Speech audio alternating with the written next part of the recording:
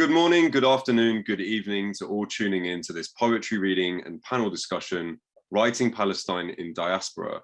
My name is Azad Hashim Sharma. I'm the director of the 87 Press, and it's a great pleasure to introduce this talk. This event is brought to you by 1455 Literary Festival and the 87 Press, a South Asian, neurodiverse, non-binary led small publisher based in South London. I'd especially like to thank Sean Murphy and Dr. Stephen Sheha for bringing us together for this talk, and thank you to all watching. I'll introduce our chair, Jehan Beseso, and our poets, Rana Bana and Sarona Abuaka, and hand you over to them for the duration of this talk. Jehan Beseso is a Palestinian poet, researcher, and aid worker. Her poetry has been published in several online and offline platforms. Her co-authored book, I Remember My Name, is the Palestine Book Awards winner in the creative category from 2016. She is the co-editor of Making Mirrors, Writing by and for Refugees, 2019. Jehan has been working with Médecins Sans Frontières, Doctors Without Borders, since 2008. Rana Bana is a PhD candidate in English literature at University College London, writing her thesis on early modern conceptions of semiotics as word magic in Shakespeare's late plays. As a British-born Palestinian, her poetry considers settler colonialism, resistance against occupation, and homeland from the perspective of displacement. Her writing is characterized by an interest in semiotics and etymologies, influenced by such thinkers as Jacques Derrida, Julia Kristeva, and Edward Said. Sarona Abuaka has been published in Beauvoir, Map Magazine, and the 87 Press's digital poetic series, Kohol, Ludgang, and Senahoy. Her debut poetry collection, Why So Few Women on the Street at Night, published by the 87 Press, is a queer phenomenology of collective Palestinian futurisms and memory building. Hi, Sarona. Hi, Rana. It's so good to be here. Thank you, Azad, for the generous introduction. We'll give the floor to Rana to start sharing her poetry, and then we'll move to Sarona, and then we can have a conversation. Go ahead, Rana. Hi, Jehan. Hi, Sarona. So the first poem I'm going to read is called Word for Faith. Took word for faith and disappeared down the yawning throat of extinction, imperceptible in the kiss between bullet and temple, where lifeless heads keel and sterile snipers lull whimpering children to sleep with the pulsing motors of Wrangler jeeps. Deconstruct native homes, brick by bone, uproot naive groves, flames where mothers cleave to cloven graves, extirpate in faithless crusades for gaudy, dripping carnival parks.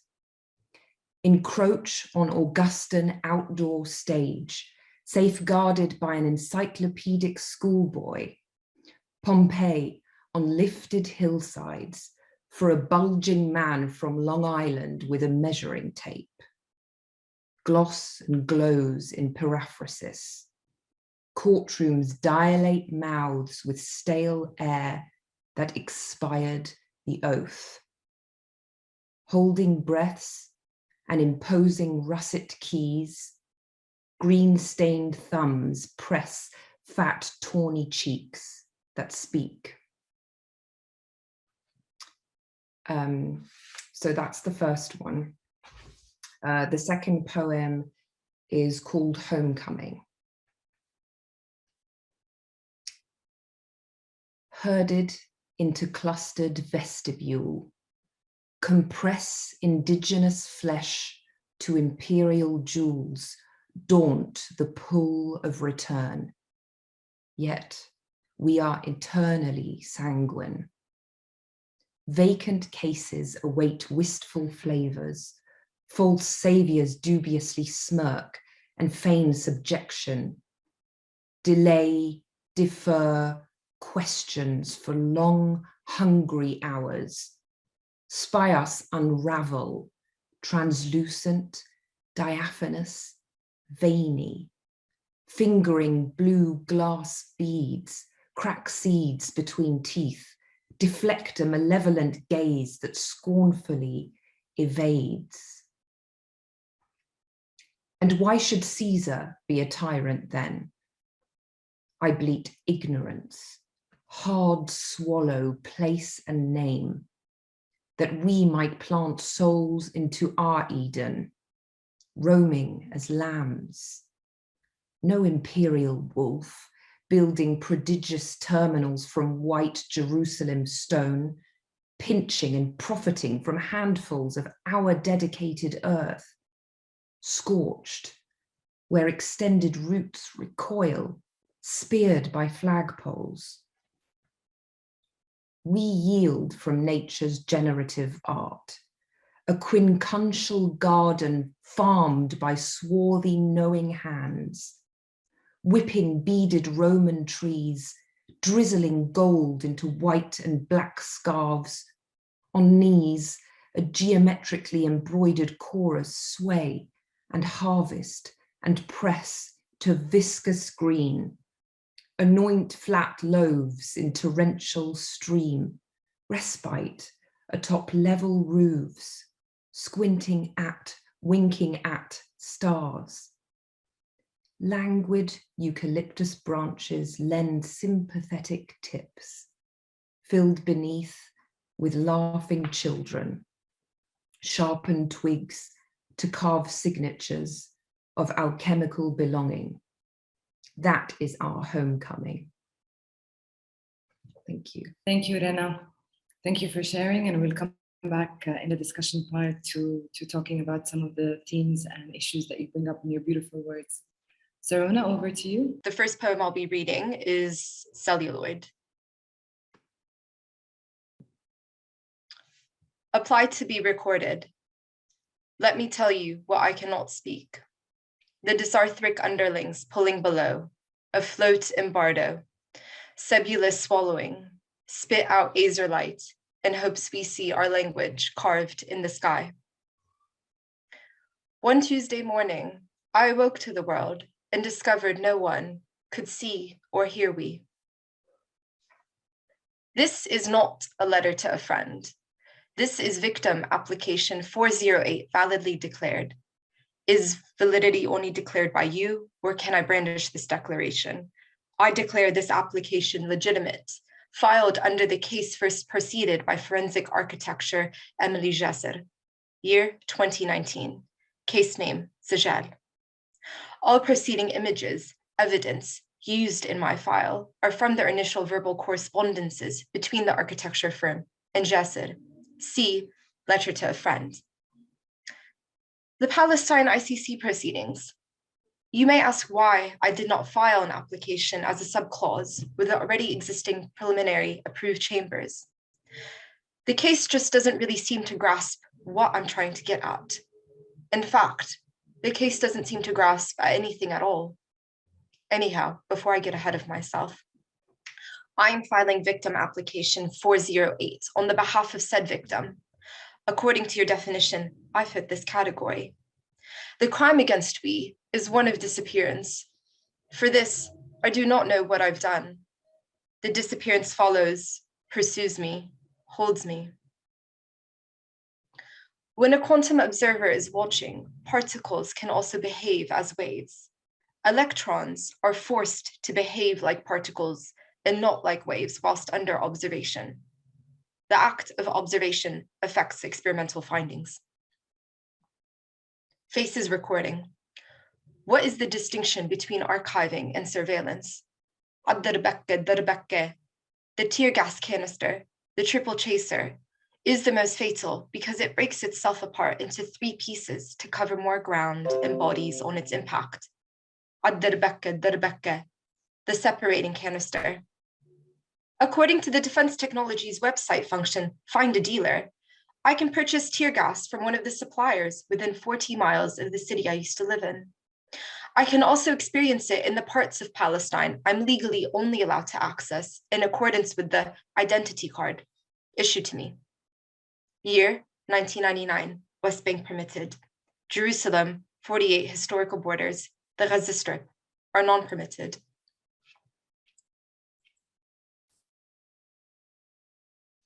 See what we carry: the paper, ink, heaviness, tongue, cracked bones, are not just a bodily experience. They are policy.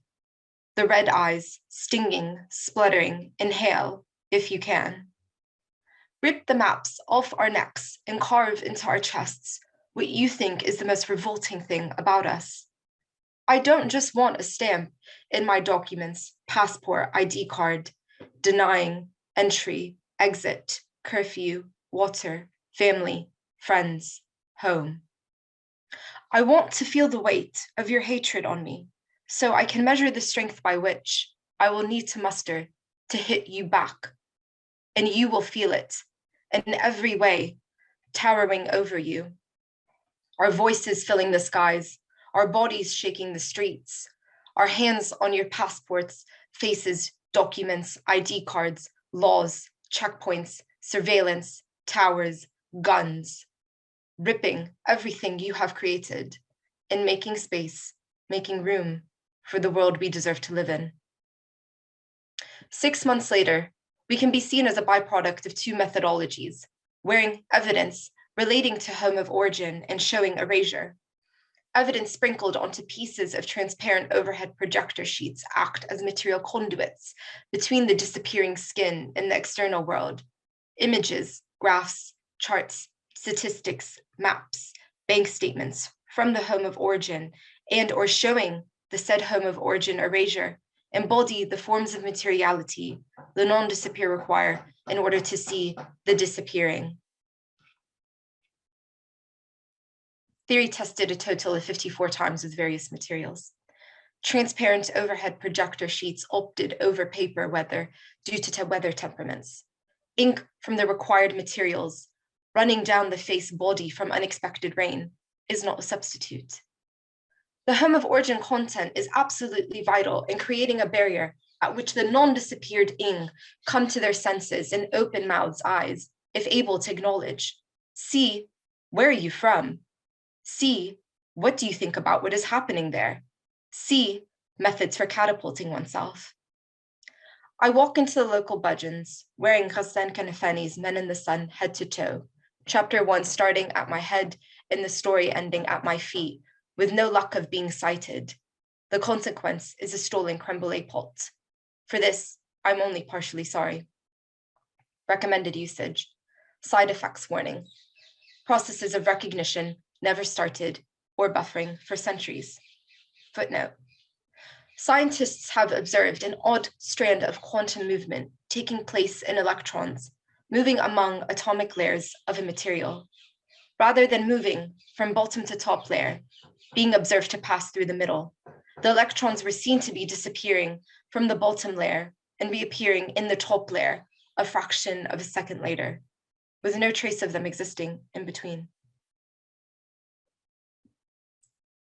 I cannot tell you what it is like staring at myself in the mirror with someone standing next to me who can only see themselves. Skin, organs, tissue, veins, body, building. 3 stories: white, gray, green. Story 1, green. Implodes, rooted out of, raised up, torn from, arms, branches, restricting tears, water shortages. A tree should not connotate shortened breath. Story 2, gray. Thick, dysthematic toppings, sludging, thwack, bang, zer, whir, bang, bang. Our eulogies are sonic echoes made by their welcome mats. Please tear out scabrous features. Story 3, white. 10,611 dunhams.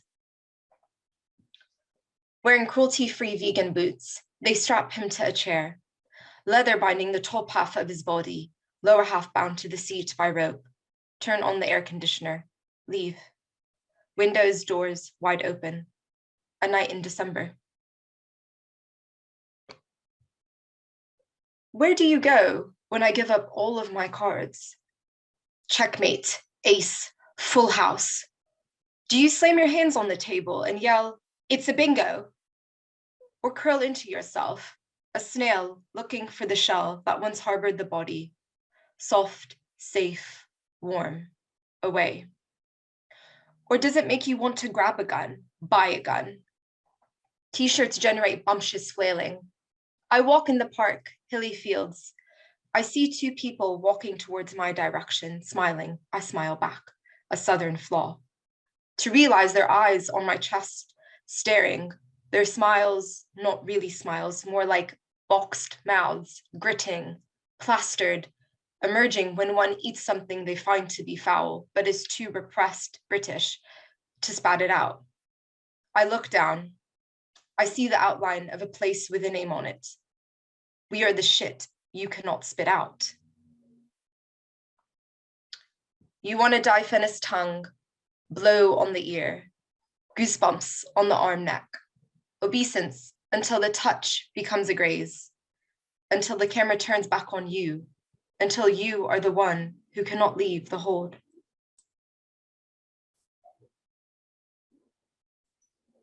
I hope this is enough.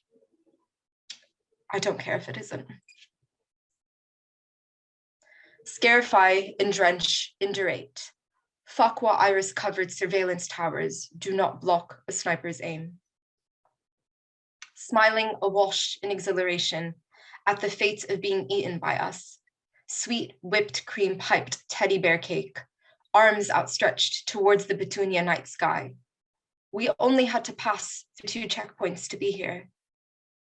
I will not tell you the family and friends who risked residencies, jobs, 15,000 shekel fines to cross with us to see the sea. Release, memory, muscle, heart. If you cut open the chest, you will see the blockages, cross lines, coronary, green azygos, armistice, partition, seizing, seizing, seizing.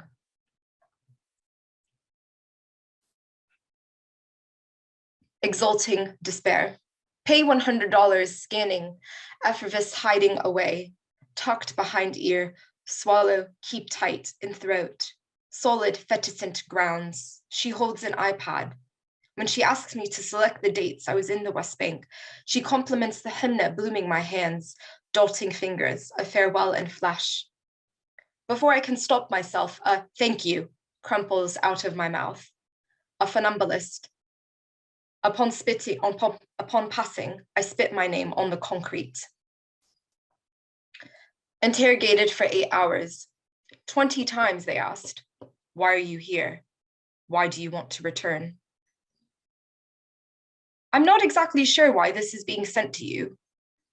I suppose it seems the proper thing to do, an application to tell you of my present disappearance, so that it can be recorded, even if I will not be recognized as disappearing, or at all.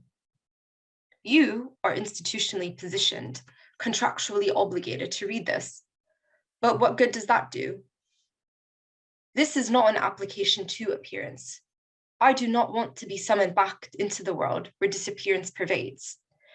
This has ceased to be an application. It has become something else entirely. You are the one not able to walk away. Even after ceasing your activity of reading this, you will remain here. We know what it is to feel the flame engulfed in the gaze of another. We wear evidence for now. The day will come when we take it off, leaving it on the ground. Some of we are laying these certain images down for something else altogether. What does that mean for you? Where does this leave you? The all-consuming eyes, hanging open, mouth, slack, dribbling, seizing, seething, ravenous. Perhaps you're not hungry at all. Insulin dripping into you is all we are, keeping you in floating bureaucratic linearity. And I believe I'll read, my dear, don't worry, it's nothing, it will pass. I'm just scrolling to find it, sorry.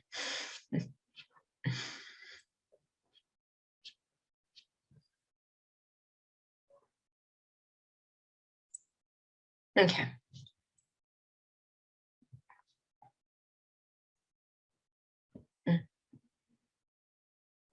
Incessant tongues pluck the mouth, cast iron skillets burn. Dousing yourself in milk won't do. Gulping gallons won't take out the flame, soothe blisters, bubbles, and trachea. Your people are acting like assholes, though, you have to admit. I turn away from the face. It's a party turned diplomatic conference. Everyone is appointed UN General Secretaries, a private imitation of a public, put on trial eating veggie hot dogs, inhale and choke on Jenny McCartney. Dispersion is a separation. A distribution, it informs a movement of scattering from one center to a wide area. The center will not only hold, it grows. Not imitation, that is for the settlers. Parroting, perfecting the art of squawking. Flying nest, the cuckoo who carries machine guns in the streets, smashes its cars into pedestrians, drags Palestinians from their homes, bombs white phosphorus onto children's schools, burns olive tree valleys, chains trees to buildings. They may stomp their feet on the earth. It spits them back out, regurgitating poison. A colonial masquerading, hears of the text and failures of thought. The text is meant to imitate something they don't believe was ever in existence. A ghost, a specter, is their blueprint, A to B. We give flesh to the void in their imaginations. We become the unimaginable, walking, running, stomping, fucking, eating, celebrating, writing, breathing. We want to do all on our land. Let's meet in stun. The flash momentarily triggers all cells in the eye that respond to light, blinding it for about 5 seconds, forcing it to see an after image that threatens vision. The amount of volume induced by the detonation also creates a temporary deafness and unsettles fluid in the ear, bringing about a loss of balance. Parading around, pompous seals slapping their fins on the rocks dive headfirst into the Dead Sea. Very material, playing house with a guillotine. They were the kids who dismember their Barbies in the name of medical examination. Arrest 500, there's 7 million more, not within your reach. Flatten the strip, there's hands ready to rebuild. If you don't take it, someone else will. If you don't take it, someone else doesn't have to. Newton's first law of motion. An object at rest stays at rest, and an object in motion stays in motion with the same speed and in the same direction, unless acted upon by an unbalanced force. Objects keep on doing what they're doing. Objects tend to resist changes in their state of motion, inertia. Structures do not come to a rest, do not come to a stop, unless a force greater than itself makes it stop, makes it crumble, makes it come to a grinding halt. Colonial inertia. Properties of matter, matters of property. If I don't steal it, someone else will. What happens when there is no agreement? For the contract does not want you out of the house, it wants you out of the country. And even when you're outside of the country, everything you embody is backwards, not right, a threat. Tenancy is not just for a house. It is an existence. Why are you still here? It carries me with it wherever I go. It follows this specter. Tenancy requires contract, requires ink, requires paper, requires dates, signatures, constituted clauses, subclauses. Living in a place requires proof that you belong to that place, and the subclauses prove your worthiness to inhabit the space. This is not tenancy. This is inheritance. And you, landlord, settler, state, need to remember whose fucking land you're on, whose house you encroach onto. You will be reminded. Keep your signs claiming "stay out" hung on the door of a home built by the hands of those you deny real. Your subclauses mean nothing. In our courts, we operate on a different set of laws, threaded by language beyond your reach. Walled off, shut out is where I'd like to see you. Walled off, shut out is there I'd like to put you. In your place, in the dark, with a copy of your contract. I dream incessantly of the old gate, its faded stone smooth with jagged bits, carved into the walls, soldiers lined up by the hundreds. I walk through the old market, filled with its vendors, remembering the time my mother accidentally knocked into a stall, hundreds of plastic cups clinging onto the ground, splaying out like an overenthusiastic tea time. From the entrance, you turn left into a short, narrow corridor. 50 soldiers are positioned on the right shoulder of the corridor in a ground watchtower. Small shops crammed next to each other, wines right open to the sky, path expands, ceiling removed. 2 stone lanes rolling out from the mouth of the opening, supporting on the perimeter khaltos selling vegetables and fruits. The path continues down cobbled slick towards a fork, left side, right side. 50 soldiers stand along the wall, merging the 2 sides, surveying as people walk down. I choose left, entering a new section of the market. I dream of them, the moment of eyes meeting, recognition awakening people. Atini hawitik. Chest tightens, stomach turns inward, eating itself. Not everyone has documents. Some of us have memories. Thank you. Thank you, Sarona, for that beautiful reading. The title of this panel is Palestine and Writing Palestine from the Diaspora.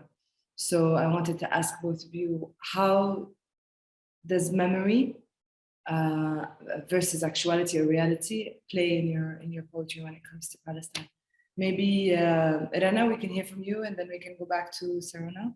And again, it's this like beautiful line ending her poem. You know, not all of us have documents; some of us have memories. How do you see that? Yeah, that's a great question. And thank you, Sarona. That was so powerful and great.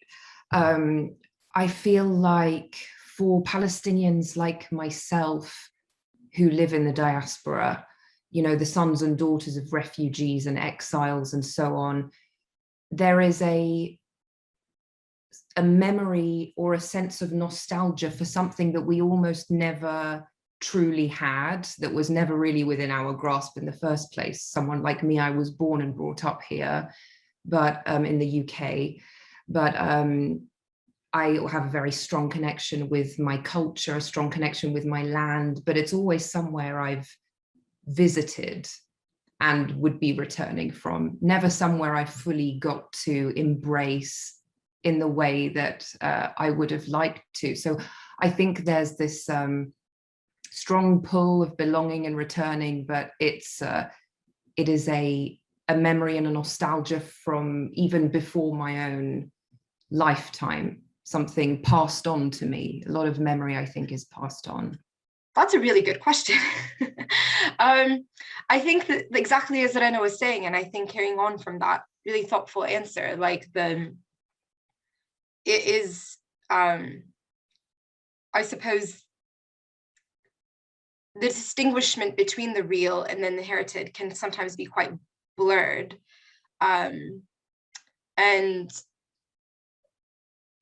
I think that can sometimes happen when you're moving throughout the world. So I think that makes me think of like inheritance and how like sometimes we're not always like fully aware of the things we've inherited until we're put in positions that remind us or inform us of those inheritances. So like being in exile or diaspora, there's really funny ways, I think, and often violent ways in which we're reminded of you know, the settler colonial reach to even this extent outside of Palestine. You know, I think as Rana was saying, for those of us who are able to go back and visit, I think that can also really blur things when you're there and you know, you have soldiers interrogating you about like your mom's side of the family and for a various number of reasons that obviously have to do with maintaining the settler colonial regime. And suddenly you find yourself in this place of not just inheritance, but also like a very fleshy embodiment of the criminality of this kind of inheritance, I think, which is like we're essentially being criminalized for existing. And so I think, yeah, that kind of movement between those two, or is it two? I don't know. Between those things of inheritance, memory, the people who came before us, and how we're kind of like very fleshy embodiments of those acts. Yeah, I think I don't think I answered the question, but I think it's rather navigating that. I think that's a way of like answering it, I suppose, is understanding that those things can take place. And yes, I'll stop here. Thank you, Sarona. That's a really beautiful answer. I mean, even in your name, as you were explaining to me yesterday, you're carrying also a piece of the land, no? So your name is a village in Palestine, as far as you were telling me. So the inheritance that we carry sometimes is literally at the level of the name. And also, I completely agree with you that we are not always aware what we carry. Rana, you've visited Palestine recently. I will ask one more follow-up question linked to this theme, and then we can move on. My question is there a continuity between imagined and real Palestine? When you go, do you experience a continuity or do you experience a clash? That's a really good question. A continuity or a clash between real and imagined. I think it is simultaneously multiple conflicting things when you return.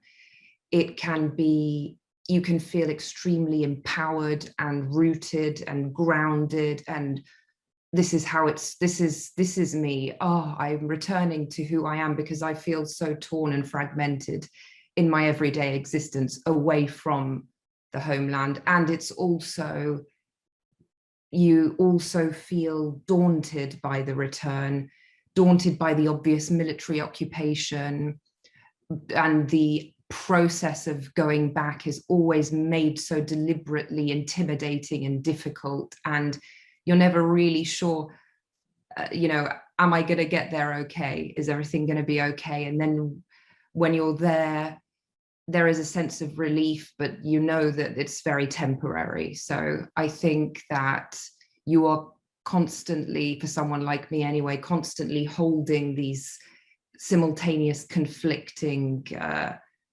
ideas of that imagined return, I think, all at once. I hope that makes sense. Makes perfect sense. Sarona, would you like to comment as well on this? No, I think that was such a, like, it's so hard to talk about it, isn't it? And I think to communicate that, which is like often I find quite incommunicable. And I think, Rana, that was just such like a moving testament of trying to go back. And then even the process of going back it's a reminder, and it's an activated like pushback against trying to go back. And I think, yeah, is it a continuity or a clash of the imagined homeland? So good. I think it's not, well, it's interesting, this idea of continuity, isn't it? I don't think it's a continuum, because it's changing. The ground is changing, the land is changing, because of the very real mechanisms by which Israel is changing the land to establish its dominance over it. It's a facade, of course, as all settler colonial regimes are. And I think the clash, that's quite an interesting way to look at it. It feels quite torn, doesn't it? If you're able to go there, and then you see, I suppose, the ways in which different people's vision and power is able to also change the land. And this was something that I found quite despairing.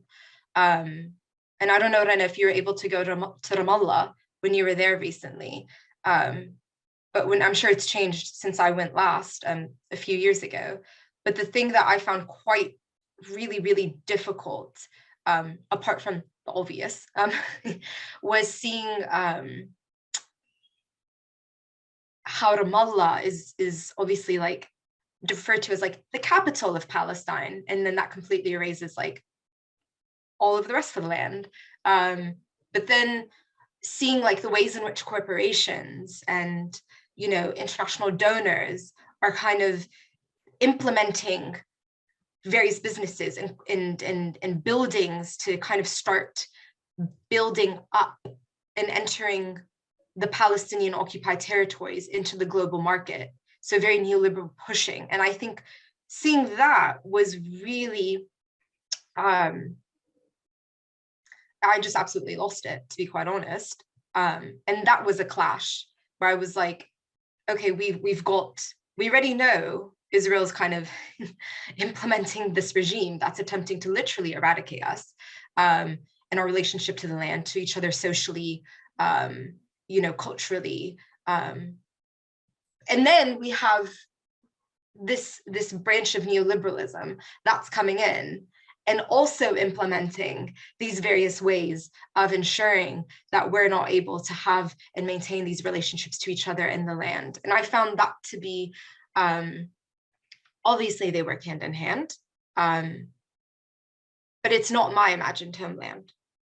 That's not like, you know, that's not what return would mean for me. And I don't know if you saw that, Rana, and maybe how that made you feel. Not to co-opt the question, but yeah, go ahead. Sure. Yeah, I did get the opportunity to visit Ramallah, which is not where I usually stay. I usually stay in a village called Tul Kerim in the West Bank, where my mother's side is from. And I know exactly what you're talking about, because coming from, as you move through villages in the West Bank towards Ramallah, you're seeing very different Palestinian experience. You move past, you know, farmland and more rural ways of life. You move through refugee camps, which have very difficult, intense mode of living. And then you reach Ramallah, which is almost cordoned off from all of that. Very built up, very much like the New York or London of Palestine, which is very problematic. But I think, like you're saying, it is an extension of the occupation.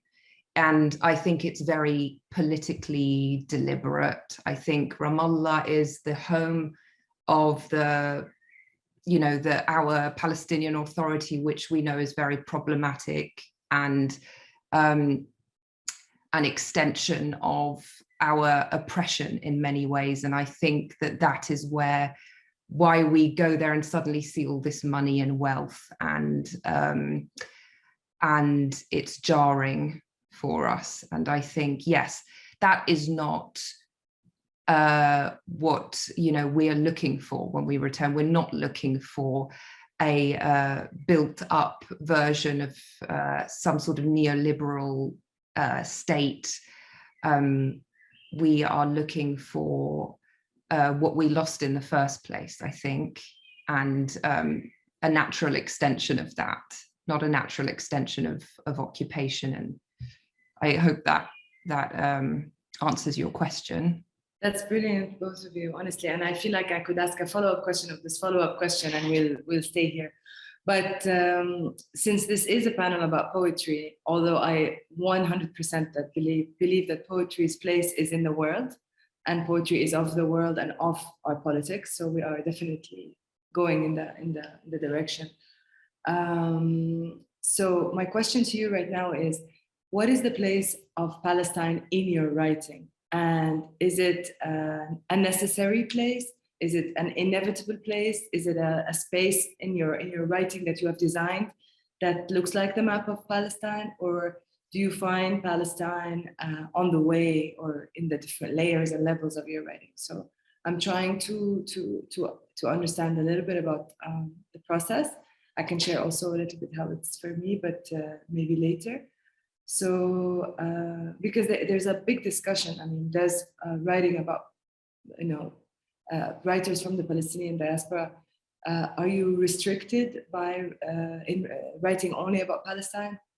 Is there such a thing as only about Palestine? Maybe it encapsulates everything. So go for it. Sarona, we'll start with you. I don't see it as a restriction. I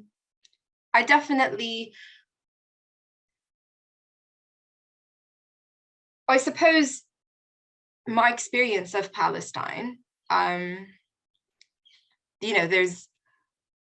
a multiplicity of them. And, one Palestinian's experience is just one Palestinian's experience of what it means to move through the world as someone who's under erasure. And that's obviously not unique to Palestinians. Unfortunately, we're not the only people who've experienced settler colonialism or continue to, but that's a different topic for a different time. I think it infuses everything. And that's just because of the ways in which that I was raised. That's kind of the legacies my family had.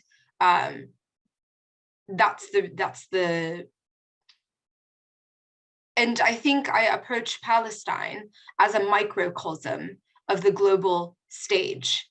And I think that's quite a healthy relationship to it as well. Can it be called healthy? I'm not sure. That's a different discussion about nationalism. But I think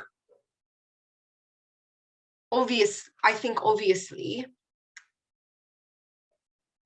that question makes me think of space and location, because we're approaching this as Palestinians in exile, diaspora. So I think obviously the proximity to the place may then inform different experiences that are more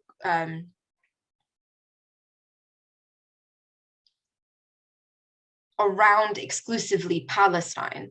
So for example, for someone who lives in like 48 or in Gaza or in even the West Bank or Jerusalem, they'll have different experiences of Palestine because that's the way in which we've been intentionally fragmented. As someone who was born and raised in another settler colonial entity, the US, the way in which Palestine takes place and infuses my writing in a very atmospheric way, takes a look at the strands in which I think Palestine and Palestinianness were not imposed upon me, but I was reminded of where people thought I should belong, if that makes sense. So a lot of my writing comes from a place of looking at that relationship, how my experience and formulation of Palestine and Palestinianness works within relationships of like racism, like capitalism, the ways in which like the 2008 crash, like global market crash, forced like a lot of people to be kicked out of their homes, and how that intersects potentially with like, not potentially, it did, with like how Palestinians continue to experience home demolitions and their homes have been stolen from them. And that kind of, it's not a mirror, but I think a lot of my writing comes out of that place of, what's happening there is related to what's happening here. And how do I move through that and experience those things as someone who's outside and then we can also unpack what outside even means and looks like. But I think that's how Palestine takes place through my writing. And obviously it would take place potentially with someone else that looks differently, or the way in which it can take place for someone else can look differently according to their different experiences. So I think that's what I'm trying to say, is that it's atmospheric, but it's also, I feel like it's just quite fragmented, which really informs the kind of structures that I choose within my writing. I'll stop there. Atmospheric, fragmented, and also you touched on a very important topic, which is demystifying the exceptionalism of Palestine, and how bridges and connections can be made with other fights. And that's so important. Go ahead, Rana. What do you think? Yeah, I really agree with a lot of what Sarona is saying. It totally is to do with I feel like for me, I'm writing only from my perspective, which is completely at a remove from the homeland. I'm writing from outside of it, not within the belly of the beast, if you like. I am writing from the diaspora as a Palestinian woman who is brought up in the West. So it's a different perspective. It's a different proximity. I think I probably respond to events or movements coming from Palestine at a different pace, with a different approach. I think also for me, I am often thinking about small experiences that I might have, whether I'm visiting or whether from at a remove, you know, people who I recognize small microcosmic acts of resistance or Palestinian life, and from my own personal perspective, what I might see. I mean, there are small things, even if I might give examples from my recent visit. You know, we have a taxi driver who is an Arab Israeli citizen who will drive us into the West Bank from Tel Aviv. And something small that I always notice is that when we cross that checkpoint from Israel, 48 Palestine into West Bank, he always takes off his seatbelt with such a sigh of relief.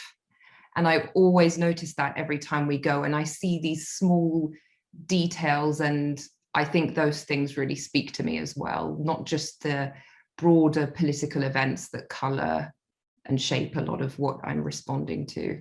But yeah, like you were saying, Sarona, I feel like there are all these, all these fragmented parts that we are trying to make sense of. It's almost like an intellectual exercise of making sense of them, and bringing them together when we write poetry, I think.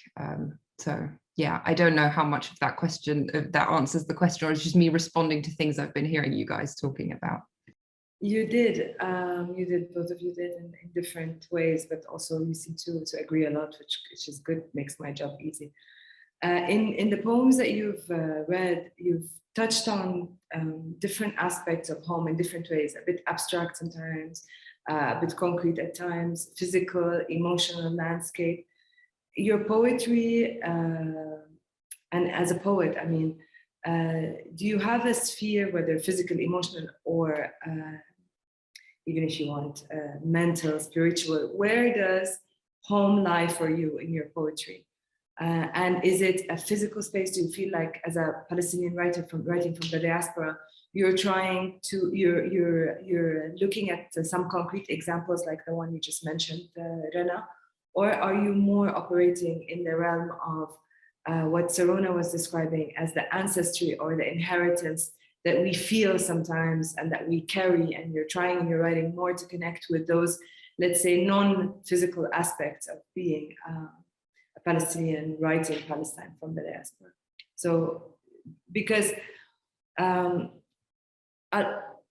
sometimes when you're writing, there's a lot that goes into research, and as Sarona mentioned, it's changing also a lot. I'm trying to get a sense of whether you let yourself get bogged down. You can already see my feeling, my bias here in this choice of word. But do you get bogged down by the details of the geography and the landscape, or do you let yourself imagine it and write it from another place? We'll start with you, Rana, and then we'll go to Sarona. Yeah, I feel like, as again from diaspora outside of Palestine, a lot of what I'm writing about is a yearning for something that I don't have, and therefore it's taking place in an intellectual or a emotional or a psychological space, or a wistful longing, really. And so that's why it allows me to be a little bit poetic about it and imaginative about it. There's definitely an imaginative space that I'm playing with. I do sometimes refer to literal examples or interactions or points, but I have to build on them in my own personal imaginative space from pieces of stories I've heard from different people, from my own feeling, from my family, that's something I think I have to do, because also I'm often writing about something that is a void or a lack that I don't have, an experience I don't have, something I wish for, something I long for. So I have to fill that space myself. I think that's how I feel. Thanks, Rana. You touched on space, proximity, distance. Sarona? No, thank you. And Rana, yeah, I mean, that was such that thing that you said about I'm writing from a void, it feels like, is just such like it's a really moving way to encapsulate, I think, like what it means for us to try to write whilst we're under erasure. Like, what does it mean to like, try to find concrete examples to write about? And I think like that's, I look to like the news, I look to like social media for people who I know who are on the ground. And if they're able to post, they post about certain things.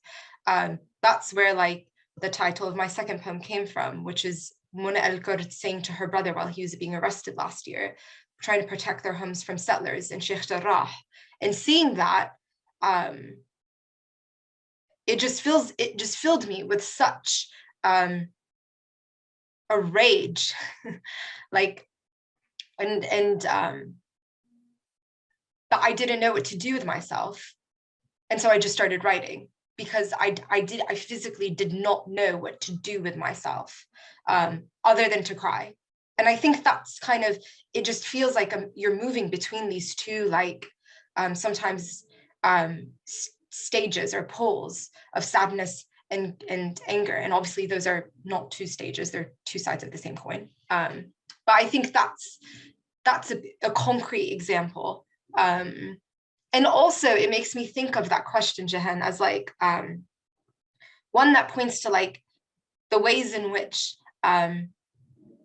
like histories, historiography, and narrative building are constructed and relayed. So like attempting to find things that we can read about and look to understand and make sense of our senses, of ourselves in this world, and how that in of itself is can be an incredibly difficult journey of attempting to find, people's stories, oral testimonies. And, I think oftentimes one of the things that I can feel a tension with is wanting to know my parents and my family's experiences, and then also not wanting to then enact a form of like extraction, right? It's like, I don't want to put them in that place again. But then how do we know where we come from?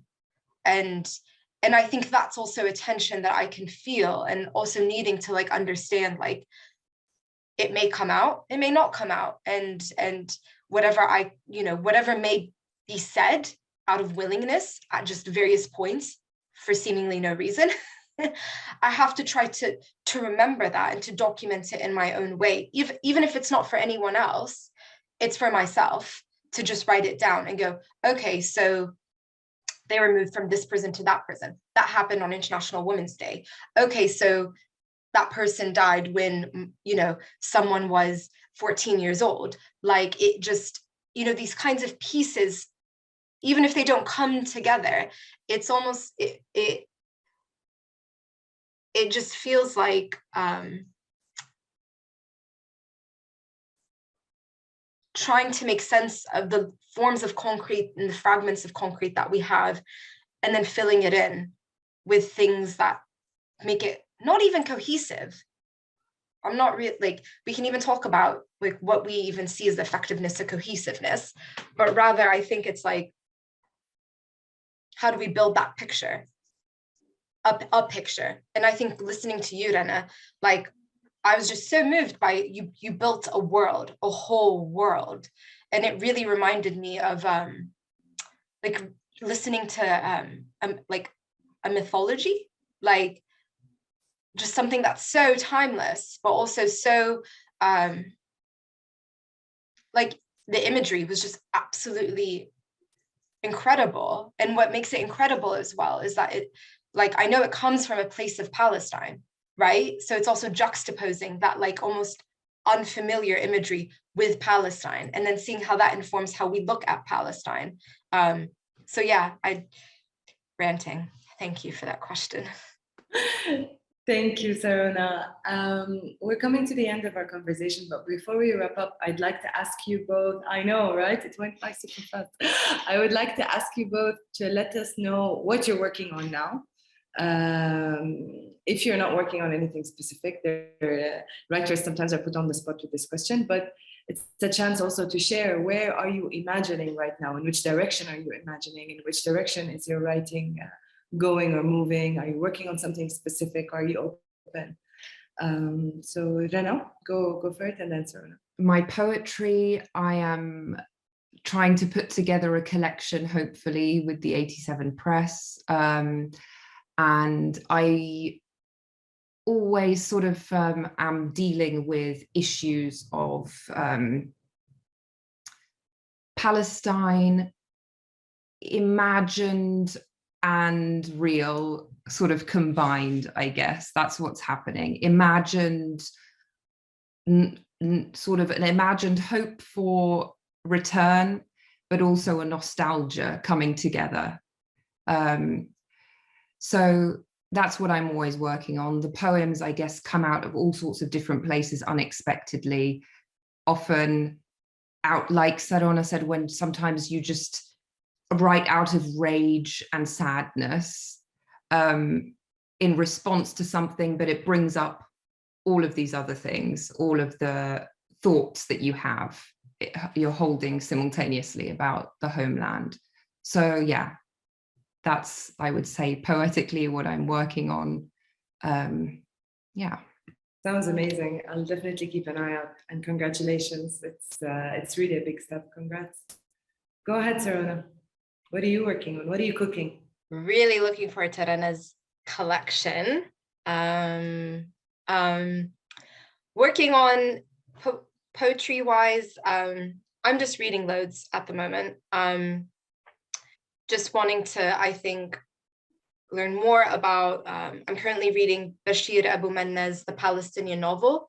I'm finding that really helpful. I think situating, you know, what does modernism look like in the context of Palestine, like understanding the role of like poets and writers, you know, before the Nakba to you know, Oslo. I think situating oneself within that tradition, and then seeing, you know, formulating critiques, formulating like, you know, things that you can align with. I think that's been a really helpful place to be in, especially after, you know, releasing this collection and then going, okay, let's see where else we can go with this.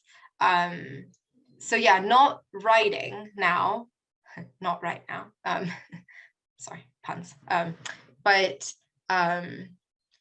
yeah, just doing loads of reading. And that's been really nice. I was speaking to a professor last week and at an event, and she was like, "What are you writing?" I was like, I can't write any right now. Like, it's just not happening. And she's like, "That's okay. Sometimes it's good to not have anything to say." And I was like, yes, exactly.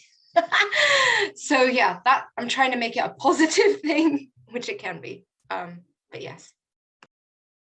I completely feel that. I mean, and also reading is a kind of writing as well, I think. It's so important to keep encountering work and words, and not necessarily and exclusively only your own. It's very generative reading. Yeah, no, I really enjoyed talking to you guys. I mean, it's following like Spivak and Kanda Subaltern speak. I often think like, can the diaspora speak? And should the diaspora speak? And the answer is hell yes. So I'm so happy to be with you both, and I really enjoyed this conversation. Thank you, 87 Press, and thank you for having us. Thank you so much, Jehan, Rana, and Sirona. That was such a wonderful discussion, and I'm so glad we could hold space for you to have it. It would be absurd to not ask Jehan to close us out with some poems, given that Jehan is also a poet in her own right. So please do read a couple of poems for us, Jehan. We'd love to hear from you that way. Thank you, Azad, and really thank you for creating the space for this conversation. So because Sirona and Rana touched on some of the themes, and maybe we can have another chat, because I would love to hear more. Really, I feel like this conversation is just beginning. So we discussed in this talk a little bit about the place where we write from, you know, and that's obviously outside, but also is it sadness, is it anger, what's the emotional place that we're writing from? So this poem is actually a prayer, and I wrote it last May, around the last really like attack on Palestinians following the Unity Intifada and then bombing of Gaza. So I'll read two poems. First this one, and I usually write very short pieces, so we will not be holding you hostage for long. This is prayer. God of tulips, God of lost children, God of prisoners and patients, God of Za'atar, God of Dar and Homeland, God of viruses and vaccines, God of the first hour before they all wake up, and God of the last hour before we sleep. When the sky is on fire, hold us. When the house is demolished, hold us. When the hospital is hit, hold us. When the lynch mob is on the streets, hold us. When the boot is on the neck, hold us. When the headlines forget, find us, name us. That's prayer. And then I will read another poem. This one is called #Gaza. And from the title, you can tell that it's again about an anniversary of the last war, before the last war, before the last war. I think a lot about anniversaries, and I think in many ways they become occasion to forget instead of, you know, a reminder. So I'm very careful with anniversaries. #Gaza. To the children who lost their lives and the parents who had to bury them. Bring your camera, bring your candles and spotlights to highlight. Bring your focus to #anniversary. Everyday Gaza. Bring your reporters, your journalists, your moving infographics. Write. Abu Muhannad sits on the balcony cradling the head of Muhannad. Sorry, the photo of the head of Muhannad. Talk about bomb shelters and war sirens in Sderot and Tel Aviv, call it neutrality.